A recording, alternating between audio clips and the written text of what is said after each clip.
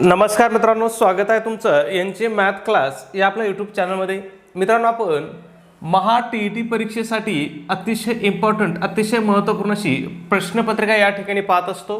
आजचा आपला विषय आहे परिसर अभ्यास किंवा समाजशास्त्र. आता पेपर 1 साठी काय आहे? परिसर अभ्यास आहे. पेपर 2 साठी काय आहे? समाजशास्त्र आहे. दोन्हीमधील विषय काय आहेत? सारखेच आहेत. दोन्हीमधील अभ्यासक्रम सुद्धा सारखाच आहे आणि दोन्हीमध्ये विचारले जाणारे प्रश्न सुद्धा काय आहेत? सारखेच आहे. ठीक आहे. मग तुमचा पेपर 1 असो किंवा पेपर 2 असो, दोन्हीसाठी सुद्धा काय आहे? अतिशय महत्त्वाचं असं आपलं आजचं हे लेक्चर असणार आहे. मग आता या ठिकाणी आपण कोणते प्रश्न घेतो? तर आतापर्यंत जी काही टी परीक्षा झाली, या टी परीक्षेमध्ये विचारलेले जे प्रश्न आहेत हेच प्रश्न आपण या ठिकाणी काय करतो? समावेश करत असतो. ठीक आहे. मग या ठिकाणी आजचा जो आपण टॉपिक घेतला आहे याच्यावरती आपण जो महाराष्ट्राचा भूगोल आहे याच्यावरती जे प्रश्न विचारले होते हे प्रश्न आपण या ठिकाणी घेतलेले आहेत की महाराष्ट्राच्या भूगोलवरती अतिशय महत्त्वाचे असे प्रश्न घेतलेले आहेत ते आपण या ठिकाणी पाहणार आहोत. आणि जर तुम्ही एक गोष्ट लक्षात घेतली तर या महाराष्ट्राच्या भूगोलवरतीचे जे प्रश्न आहेत ना, या प्रश्नापैकी 90% प्रश्न हे चौथीच्या भूगोलमधले आहेत. कुठल्या भूगोलमधले आहेत? चौथीचा जो भूगोल होता महाराष्ट्राचा भूगोल, त्या भूगोलमधील हे प्रश्न आहेत.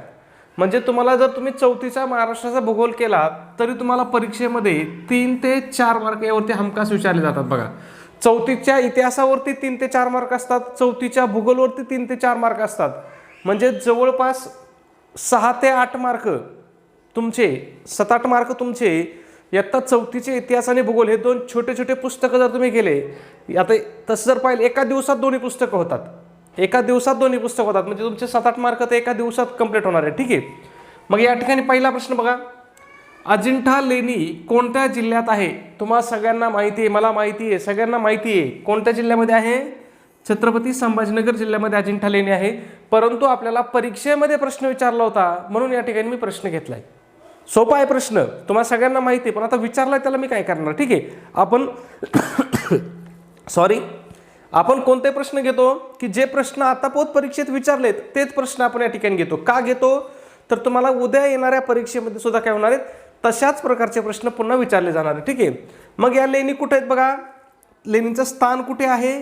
तर हे छत्रपती संभाजीनगर जिल्ह्यामध्ये संभाजीनगर शहरापासून 100 ते 110 किलोमीटर आहेत. अंतर पाठ करायचं काय? काही गरज नाही. तुम्हाला पाठ काय करायचं? फक्त ही लेणी कोणत्या नदीच्या काठी आहे? प्रश्न विचारलेला आहे. मग कोणत्या नदीच्या काठी आहे? वाघूर नदीच्या काठी आहे. लक्षात ठेवा, कोणत्या नदीच्या काठी आहे? वाघूर नदीच्या काठी आहे. त्याच्यानंतर तुम्हाला अजून लक्षात काय ठेवायचं आहे? त्या जो डोंगर आहे त्या डोंगराचा आकार कसा आहे? तर घोड्याच्या नालेसारख्या आकाराच्या डोंगरामध्ये. या 2 गोष्टी लक्षात ठेवायच्या. ठीक आहे.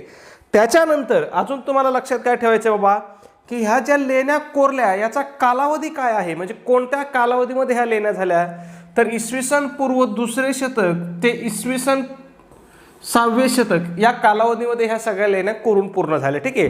म्हणजे कामाला सुरुवात 2ऱ्या शतकापासून केली, इसवी सन पूर्व 2ऱ्या शतकापासून, आणि पूर्ण कधी झाल्या होत्या? इसवी सन 6व्या शतकापर्यंत. म्हणजे त्याचं काम शेकडो वर्ष चाललेलं काम आहे. लक्षात ठेवा, महत्त्वाचं आहे, परीक्षेच्या दृष्टीने सुद्धा उपयुक्त आहे. याच्यावरती तुम्हाला प्रश्न विचारलेले आहेत. ठीक आहे. त्याच्यानंतर अजून एक महत्त्वाचा प्रश्न इथं विचारला जातो की हा जो लेणी आहे याची निर्मिती नेमकं कोणत्या राजवंशाच्या काळामध्ये झाली किंवा कोणत्या सम्राटाने, कोणत्या राजाने यांची निर्मिती केली? मग ही निर्मिती प्रामुख्याने सातवहन आणि वाकाटक या राजांच्या काळात निर्माण झाल्या आहेत. त्याच्यानंतर सगळ्यात महत्त्वाचं, युनेस्कोने काय केलेलं आहे? या लेण्यांचा जागतिक वारसा स्थळांच्या यादीमध्ये समावेश केलेला आहे. वेरूळ आणि अजिंठा या लेण्यांचा जागतिक वारसा स्थळांच्या यादीमध्ये समावेश केलेला आहे. तो कधी केलेला आहे? प्रश्न विचारला होता 1983ला केलेला आहे. कधी केलेला आहे? 1983ला. लक्षात काय ठेवायचं? 1983ला भारताने वर्ल्ड कप जिंकला होता.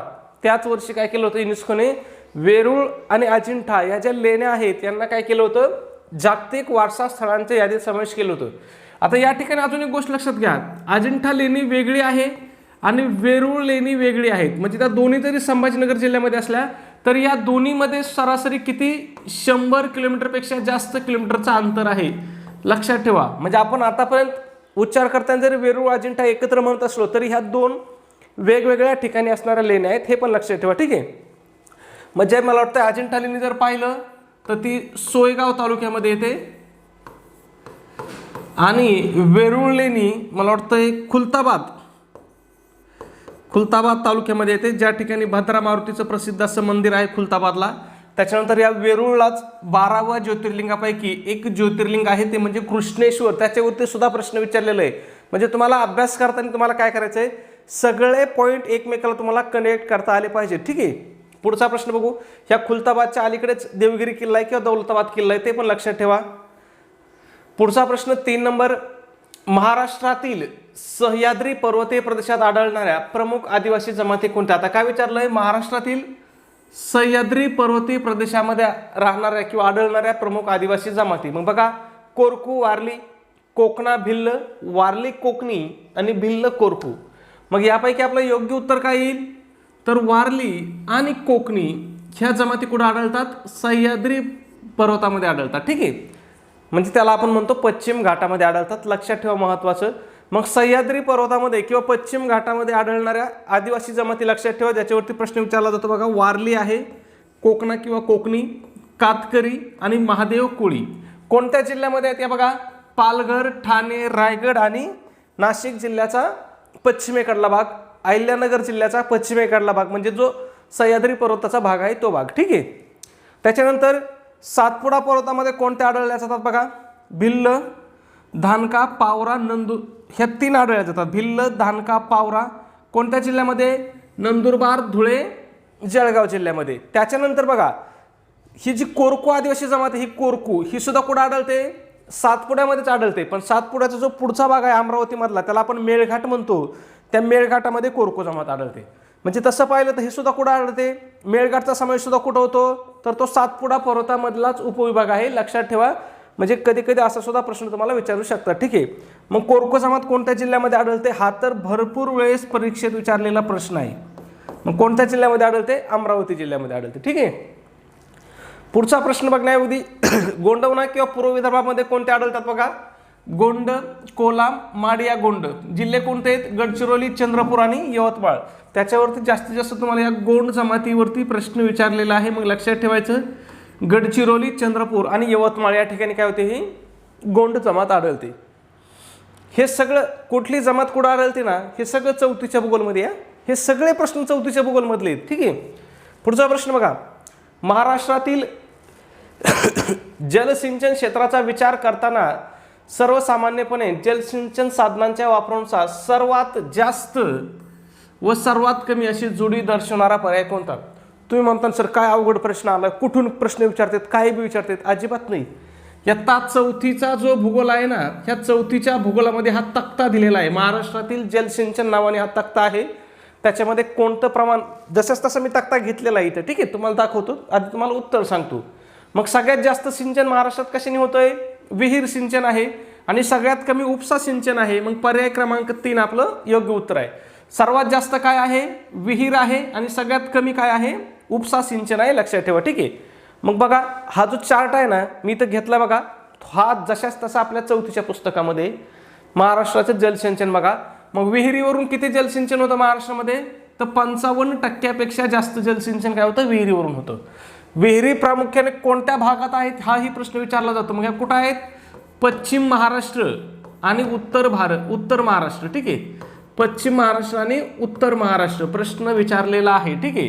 त्याच्यानंतर कालवा जलसिंचन किती टक्के आहे, 22 ते 25% आहे. इथं कालवे कशा आहेत हा प्रश्न विचारला होता. मग कालवे कशा आहेत, महाराष्ट्रातील सगळे कालवे कसे आहेत, सरकारी आहेत. म्हणजे भारतातीलच सगळे कालवे कसे आहेत, सरकारी कालवे असतात. ठीक आहे. त्याच्यानंतर तलाव सिंचन महत्वाचा 3 नंबरला कोण आहे, तलाव सिंचन क्षेत्र म्हणजे किती टक्के, 10 ते 15%. आता हे तलाव सिंचन सर्वाधिक कुठं आढळतं, तर हे पूर्व विदर्भामध्ये आढळतं बघा.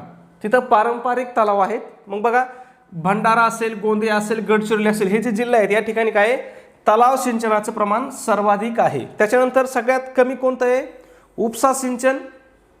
किती, 5 ते 7% उपसा सिंचन आहे.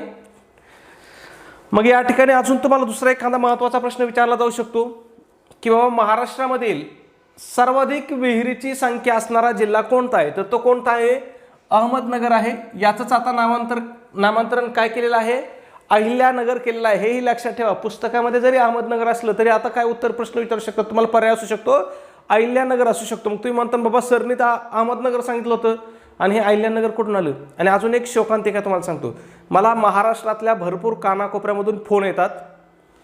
फोनवरती बरेच जण विचारतात, सर तुम्ही कुठले. मी सांगतो बाबा मी अहिल्यानगरचा आहे, मी अहिल्यानगरचा असं जर सांगितलं तर ते म्हणतात सर हे अहिल्यानगर कुठं आलं. मग मला सांगावं लागतं बाबा अहिल्यानगर म्हणजे त्याचं पूर्वीचं नाव अहमदनगर होतं. अहमदनगर सांगितलं त्यांच्या लक्षात येतं आहे. म्हणजे किती शोकांतिका आहे. आपण अभ्यास करतो, स्पर्धा परीक्षेची तयारी करतोय, मग आपल्याला जिल्ह्याचे बदललेले अपडेटेड नाव सुद्धा आपल्याला माहिती असणं गरजेचं आहे. कारण आपल्याला त्याच्यावरती सुद्धा प्रश्न विचारला जाऊ शकतो, काही शंका नाही. करंटवरती प्रश्न 2-4 प्रश्न विचारले जातात, सरळ सरळ प्रश्न विचारू शकतात. अहमदनगर जिल्ह्याचं नवीन नाव काय काय सांगतात मग. म्हणजे तुमच्या माहितीसाठी सांगतोय, मला काय फरक पडत नाही अहिल्यानगर सांगायला किंवा अहमदनगर सांगायला, दोन्ही ऐतिहासिक नाव आहेत, काही अडचण नाही. ठीक आहे. तलावांचा जिल्हा कोणता असा प्रश्न वारंवार विचारला जातो. मग तलावांचा जिल्हा कोणत्या जिल्ह्याला म्हणतात, तर भंडारा जिल्ह्याला म्हणतात. अजून एक महत्त्वाचा प्रश्न विचारला जातो की पूर्व विदर्भामध्ये म्हणजे भंडारा, गोंदिया, गडचिरोली या भागामध्ये जे पारंपरिक सिंचनासाठी जे तलाव असतात, ह्या तलावांना काय म्हणतात हा प्रश्न विचारला जातो. आणि हा प्रश्न आपल्या TET सुद्धा विचारलाच होता. त्याचबरोबर MPSCने सुद्धा हा प्रश्न विचारलेला आहे. ठीक आहे. मग या तलावाला काय म्हणतात, स्थानिक नाव काय आहे, मालगुजारी हे स्थानिक नाव आहे. लक्षात ठेवा, प्रश्न पुन्हा विचारू शकतात. ठीक आहे. पुढचा प्रश्न पाहू. त्याच्या अगोदर एक छोटीशी पण अतिशय महत्त्वाची अशी सूचना. मित्रांनो, आपण TET परीक्षेसाठी अतिशय इम्पॉर्टंट, अतिशय महत्त्वपूर्ण अशी टेस्ट सिरीज या ठिकाणी आपण सुरू केलेली आहे. आपल्या टेस्ट सिरीजचं वैशिष्ट्य काय, तर या ठिकाणी तुमच्या संपूर्ण अभ्यासक्रमावर आधारित अशी आपली ही टेस्ट सिरीज असणार आहे. मग या टेस्ट सिरीजमध्ये तुम्हाला काय भेटेल मित्रांनो, तर 10 टेस्ट पेपर भेटतील. त्याचबरोबर आतापर्यंत झालेल्या TETच्या सर्व प्रश्नपत्रिका तुम्हाला या ठिकाणी उत्तरासहित तुम्हाला या ठिकाणी प्रोव्हाइड केल्या जातील. म्हणजे या प्रश्नपत्रिकेची उत्तर सूची सुद्धा तुम्हाला या ठिकाणी प्रोव्हाइड केली जाईल. ठीक आहे. त्याचबरोबर याच्यावरतीच आपण तुम्हाला फ्रीमध्ये अतिशय IMP अशा नोट्स प्रोव्हाइड करतोय. मग ज्यामध्ये मराठी विषय असेल, हिंदी असेल, गणित बुद्धिमत्ता असेल, इतिहास असेल, भूगोल असेल, मानसशास्त्र असेल, याच्यात सुद्धा अतिशय IMP नोट्स तुम्हाला या ठिकाणी प्रोव्हाइड केल्या जातील. ठीक आहे.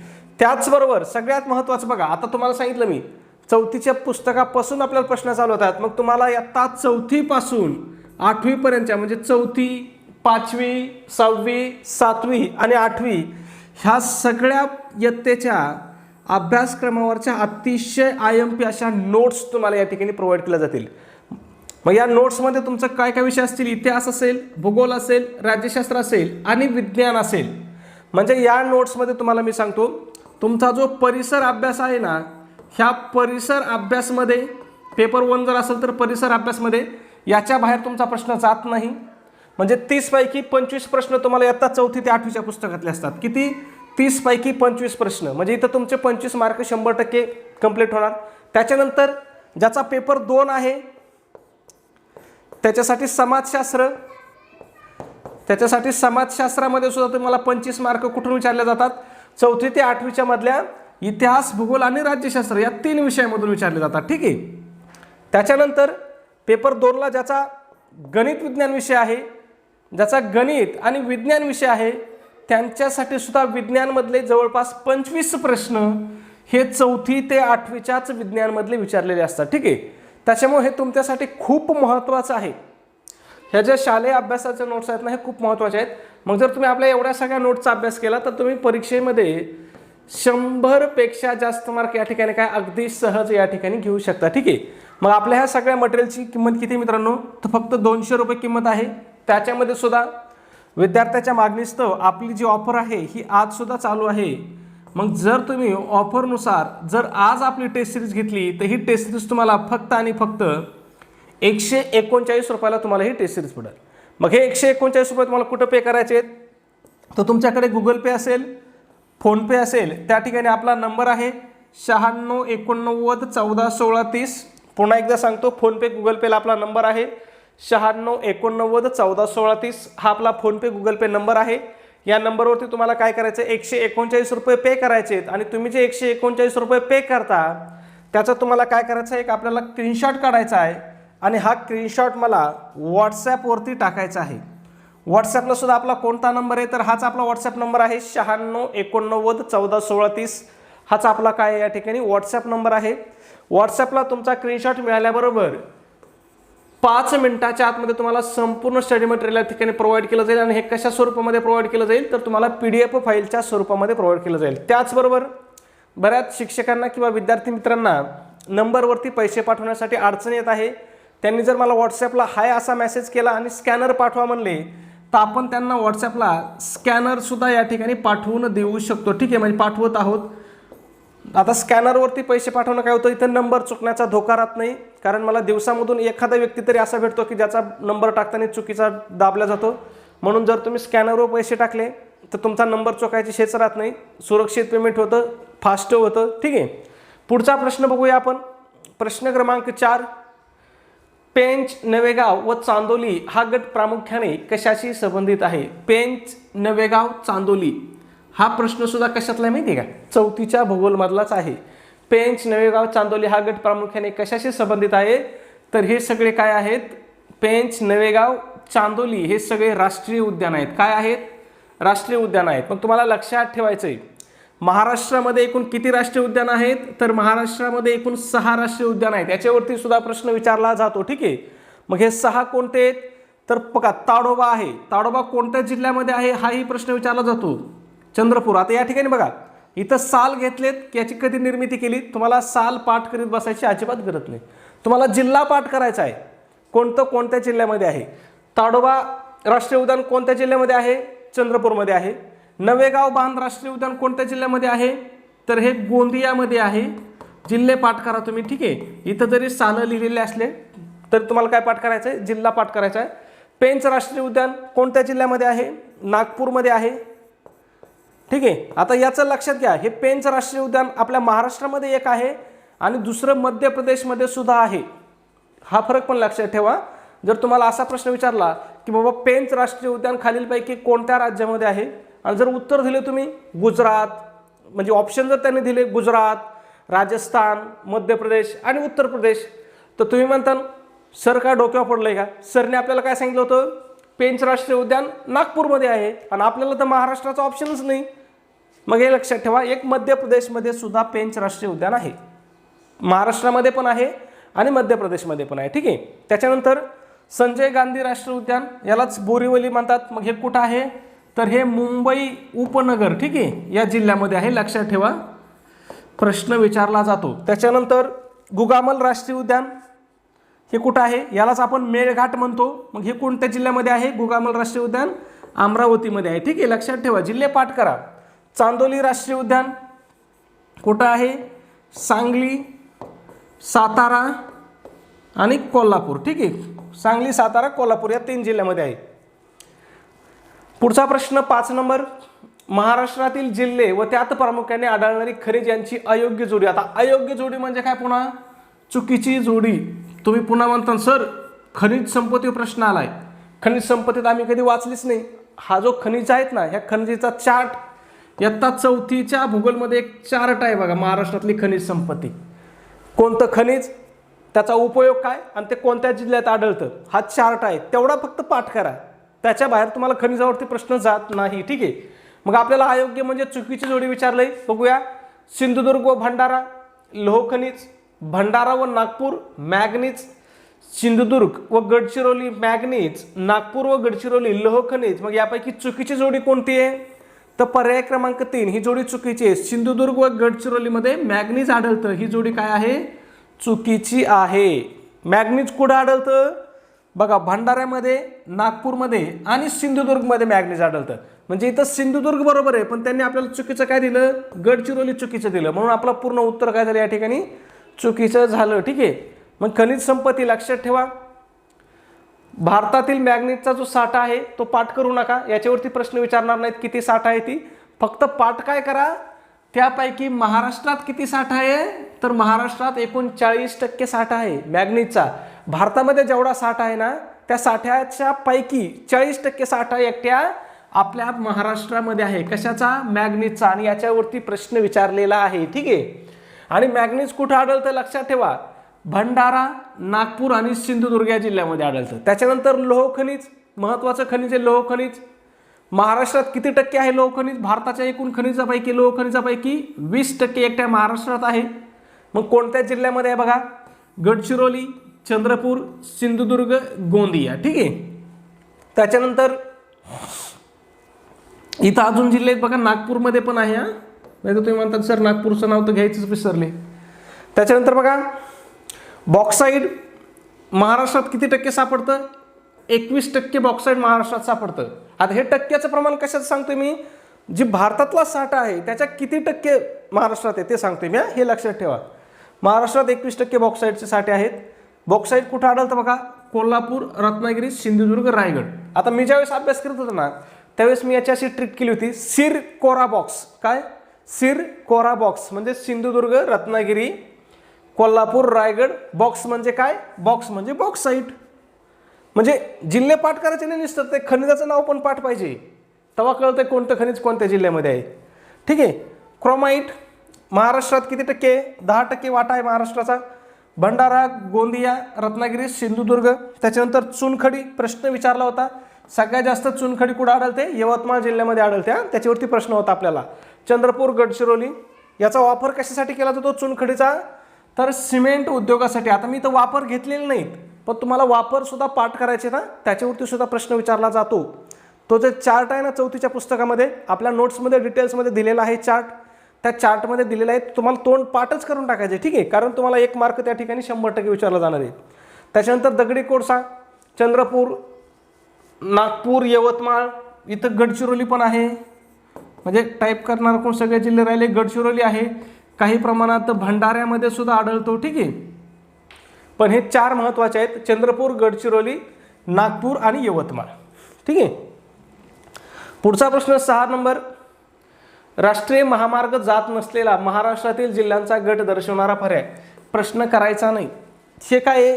हे जुने प्रश्न आहेत. तेव्हा महामार्ग जात नव्हते. आता लक्षात घ्या, महाराष्ट्रातले जेवढे जिल्हे आहेत ना 36, ह्या 36च्या 36 जिल्ह्यामधून काय आहेत? महामार्ग जात आहेत. त्याच्यामुळे हा पर्याय प्रश्नच आता उद्भवत नाही. ठीक आहे. तुम्ही जर जुन्या प्रश्नपत्रिका पाहिल्या ना बघा, 17, 18 आणि 19 या तिन्ही प्रश्नपत्रिकेमध्ये 17, 18, 19 लगातार 3 वर्ष असा प्रश्न विचारला होता त्यांनी. पण तो आता काय झालाय? प्रश्न आउटडेटेड झालाय. जे झालं आउटडेटेड ते झालं. आता याला करायची गरज नाही. तुम्हाला फक्त लक्षात ठेवायचं बाबा, महाराष्ट्रात आता असा एकही जिल्हा नाही की ज्याच्यामधून राष्ट्रीय महामार्ग जात नाही. एकही जिल्हा नाही की ज्याच्यामधून राष्ट्रीय महामार्ग जात नाही. 36चे 36 जिल्हे आहेत. प्रत्येक जिल्हा काय झालेला आहे? राष्ट्रीय महामार्गाशी जोडलेला आहे. ठीक आहे.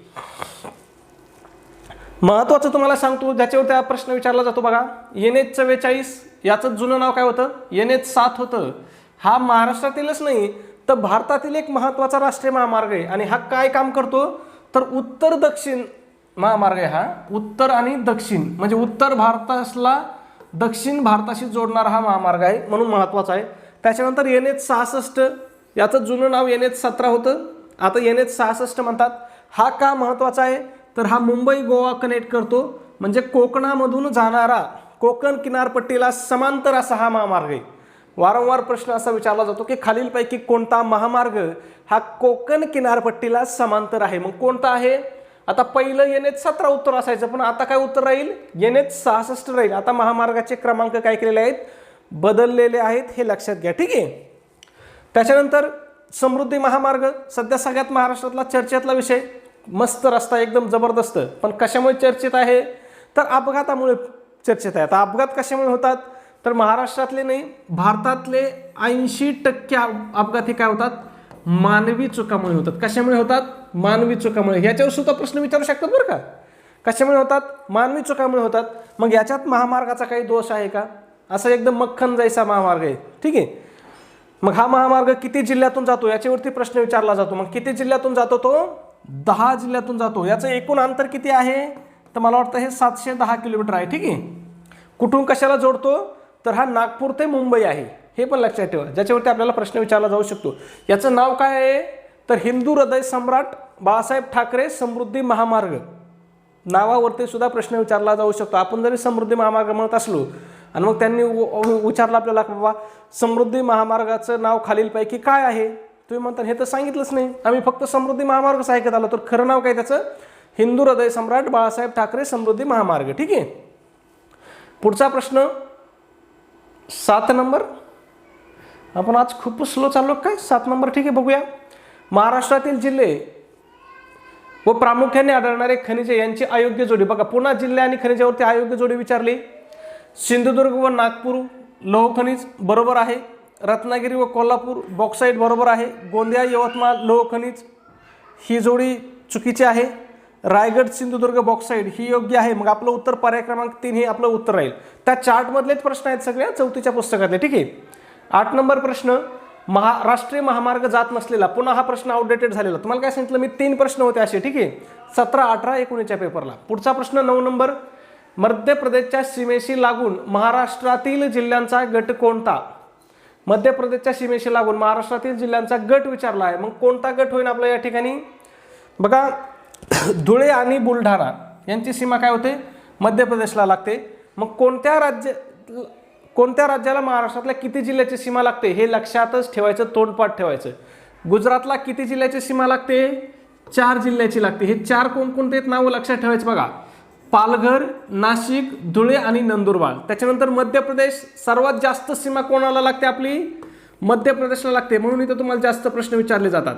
एकूण किती जिल्ह्यांची सीमा लागते, 8 जिल्हे. कोणकोणते, नंदुरबार, धुळे, जळगाव, बुलढाणा, अमरावती, नागपूर, भंडारा आणि गोंदिया. त्याच्यानंतर छत्तीसगडला पूर्वेकडलं राज्य आहे, किती लागतात, 2. कोणकोणते, गोंदिया आणि गडचिरोली. ठीक आहे. त्याच्यानंतर तेलंगणाला गडचिरोली, चंद्रपूर, यवतमाळ आणि नांदेड. म्हणजे किती जिल्हे झाले, 4 जिल्हे तेलंगणाला. कर्नाटकला किती जिल्हे लागतात, 7 जिल्हे लागतात. नांदेड, लातूर, धाराशिव, सोलापूर, सांगली, कोल्हापूर आणि कोकणामधला सिंधुदुर्ग. आणि गोव्याला सगळ्यात कमी सीमा कुठं लागते आपली, गोवा राज्याला लागते. एकच राज्याची लागते, सिंधुदुर्गची. ठीक आहे. आणि एक केंद्रशासित प्रदेश आहे दादरा नगर हवेली, याला फक्त एकट्या पालघरची सीमा लागते. ठीक आहे. 10 नंबर, महाराष्ट्रातील जलसिंचन क्षेत्राचा विचार करता सर्वसामान्यपणे जलसिंचन साधनांच्या वापरानुसार योग्य चढता क्रम. बघा पुन्हा जलसिंचनावरती प्रश्न आलाय, चौथीचा भूगोल. ठीक आहे. मग तुम्हाला माहिती आहे आता चढता क्रम सांगितलाय. मग सगळ्यात कमी काय आहे, उपसा आहे. मग बघा उपसा असणारे पारच्या बघा उपसा इथं तलाव आहे कट, इथं तलाव आहे कट होईल. मग ह्या दोन्हीपैकीच आपलं उत्तर आहे. बघूया सगळ्यात जास्त कोण आहे, विहीर आहे. म्हटलं शेवटी विहीर येईल. इथं शेवटी कोण आहे, कालवा आहे. इथं विहीर आहे. मग डोळे झाकून आपलं हेच उत्तर असणार आहे. उपसा सिंचन, तलाव सिंचन, कालवा सिंचन आणि विहीर सिंचन. ठीक आहे. सगळ्यात कमी प्रमाण आहे उपसा सिंचनचं, सगळ्यात जास्त प्रमाण आहे विहीर सिंचनचं. लक्षात ठेवा. ठीक आहे. पुढचा प्रश्न 11 नंबर, महाराष्ट्रातील सातपुडा पर्वतीय प्रदेशात आढळणाऱ्या प्रमुख आदिवासी जमाती खालीलपैकी कोणत्या. बघा पुन्हा प्रश्न आलाय, सातपुड्यामध्ये कोणत्या आढळतात, तर सातपुड्यामध्ये भिल्ल आणि कोरकू ह्या जमात आढळतात. भिल्ल कुठं आढळते, खानदेशामध्ये आढळते. ठीक आहे. मग खानदेशातले जिल्हे कोणते आहेत माहिती आहे तुम्हाला सगळ्यांना, सांगायची गरज नाही. धुळे, नंदुरबार, जळगाव. आणि कोरकू कुठं आढळते, कोरकू मेळघाटमध्ये आढळते. मेळघाट कुठं आहे, अमरावती आहे. ठीक आहे. म्हणजे हे असं तुम्हाला कनेक्ट करता आलं पाहिजे, तेव्हा तुमचा सगळा परिपूर्ण स्टडी झाला असं आपण म्हणू शकतो. ठीक आहे. पुढचा प्रश्न आपला 12 नंबर, राधानगरी, नान्नज व कर्नाळा हा गट प्रामुख्याने कशाशी संबंधित आहे. जैवविविध उद्याने, राष्ट्रीय उद्याने, अभयारण्य, शरण वने. मग हे काय आहेत, वन्यजीव अभयारण्य आहेत. मग बघा नान्नज वन्यजीव अभयारण्य कशासाठी प्रसिद्ध आहे, मालढोक पक्ष्यासाठी. कोणत्या राज्यामध्ये आहे ते, कोणत्या जिल्ह्यामध्ये आहे, तर हे आहे सोलापूरमध्ये. ठीक आहे. त्याच्यानंतर राधानगरी अभयारण्य कशासाठी प्रसिद्ध आहे, रानगव्यासाठी प्रसिद्ध आहे. आणि हे महाराष्ट्रातील सर्वात पहिलं अभयारण्य आहे. याच्यावरती सुद्धा प्रश्न विचारला होता. हे कोणत्या जिल्ह्यामध्ये आहे, कोल्हापूरमध्ये. आणि कर्नाळा हे काय आहे, महाराष्ट्रातील पहिलं पक्षी अभयारण्य आहे. कोणत्या जिल्ह्यामध्ये आहे, रायगड जिल्ह्यामध्ये आहे. परीक्षेच्या दृष्टीने खूप महत्त्वाचं आहे. ठीक आहे. पुढचा प्रश्न बघा 13 नंबर आहे. काय विचारलंय, राष्ट्रीय उद्याने असलेला महाराष्ट्रातील जिल्ह्यांचा गट कोणता. पुन्हा राष्ट्रीय उद्यानावरती प्रश्न आलाय. म्हणजे तुमच्या लक्षात आलं असेल सगळे प्रश्न काय होतात, त्याच टॉपिकवरती पुन्हा रिपीट प्रश्न होतात. म्हणून तुम्हाला कुठलाही टॉपिक करताना काय करायचं आहे, व्यवस्थित टॉपिक करायचा आहे. मी तुम्हाला त्याच्यामुळे वारंवार घसा ओरडून सांगतो. तुम्ही जर फक्त झालेल्या प्रश्नपत्रिका पाहिल्या, म्हणजे प्रिव्हियस इयर जर क्वेश्चन पेपर, त्याला आपण PYQ म्हणतो, हे जर पाहिले तर तुमचा 90% अभ्यास तुमचा या ठिकाणी होऊन जातो. फक्त बघताना तुम्हाला काय करायचं आहे, ज्या घटकावर प्रश्न आलाय ना तो घटक तुम्हाला डिटेल्समध्ये विस्ताराने अभ्यासायचा आहे. तुमचा 90% अभ्यासक्रम या ठिकाणी होऊन जाईल. ठीक आहे. राष्ट्रीय उद्याने असलेल्या महाराष्ट्रातील जिल्ह्यांचा आपल्याला गट ओळखायचा. मग बघूया, नागपूर, ठाणे, रायगड नाही. चंद्रपूर, नागपूर, गोंदिया बरोबर आहे, हेच आपलं उत्तर आहे. मग तुम्हाला सांगितलेलं आहे, मी पण पुन्हा एकदा सांगतो बघा. चांदोली राष्ट्रीय उद्यान कोणत्या जिल्ह्यामध्ये आहे? सातारा, कोल्हापूर, सांगली. याचा मोस्ट भाग सांगलीमध्ये आहे. हे सांगली अगोदर पाहिजे, सांगली, सातारा, कोल्हापूर असं म्हणते, ठीक आहे. त्याच्यानंतर गोगामल राष्ट्रीय उद्यान अमरावतीमध्ये, ज्यालाच आपण दुसरं नाव काय म्हणतो? मेळघाट, ठीक आहे. त्याच्यानंतर ताडोबा राष्ट्रीय उद्यान चंद्रपूरमध्ये, नवेगाव राष्ट्रीय उद्यान गोंदियामध्ये, त्याच्यानंतर पेंच राष्ट्रीय उद्यान नागपूर आणि संजय गांधी राष्ट्रीय उद्यान मुंबई, यालाच आपण बोरिवली राष्ट्रीय उद्यान असं सुद्धा म्हणतो. इथं अजून एक प्रश्न विचारला होता, हे जे ताडोबा आहे ना, हे ताडोबा काय आहे? ताडोबा काय आहे असा प्रश्न होता. मग ताडोबा काय आहे?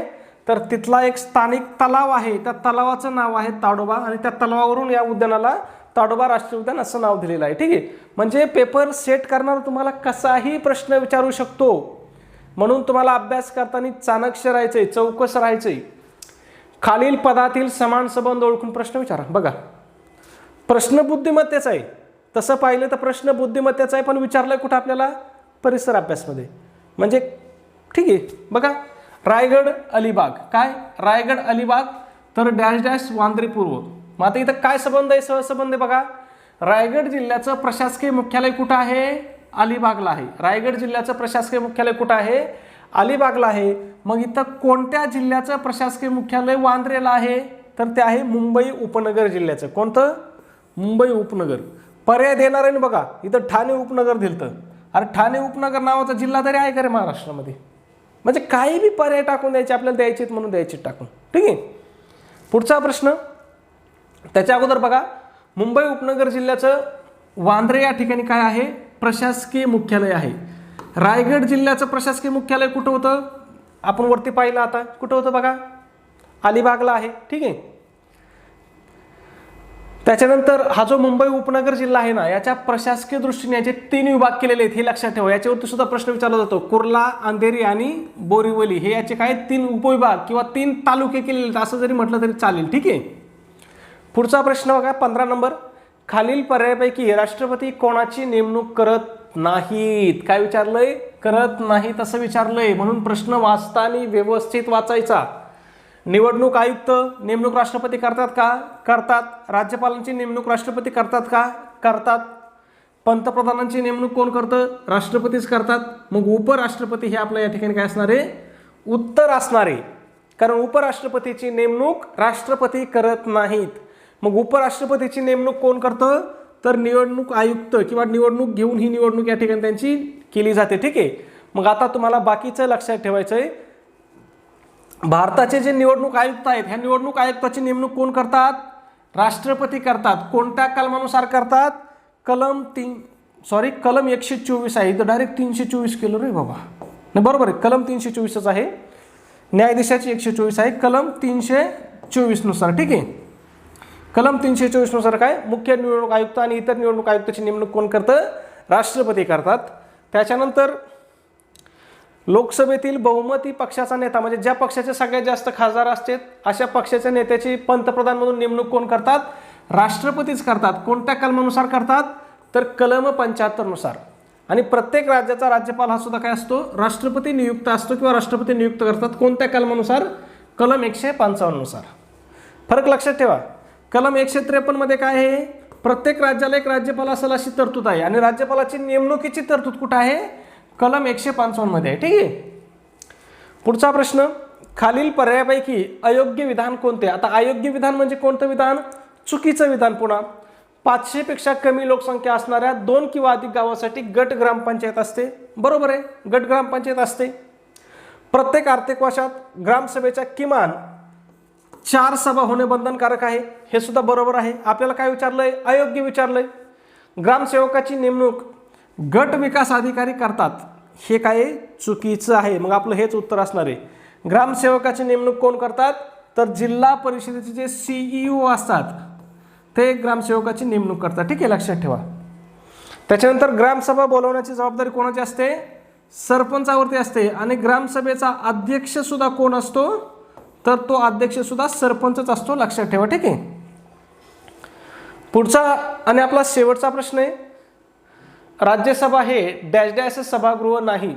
वरिष्ठ, द्वितीय, कनिष्ठ आणि कायमस्वरूपी. प्रश्न वाचताना एकदा व्यवस्थित वाचा. राज्यसभा हे डॅश डॅश सभागृह नाही असं विचारलेलं आहे. मग या प्रश्नाचं उत्तर काय करायचं तुम्हाला कमेंटमध्ये सांगायचं आहे. त्याचबरोबर सबस्क्राईब केलं नसेल तर सबस्क्राईब करून घ्या. व्हिडिओ आवडला असेल तर प्लीज व्हिडिओला एक लाईक करा आणि आपला व्हिडिओ तुम्हाला कसा वाटतो हे सुद्धा नक्की सांगत चला. धन्यवाद मित्रांनो.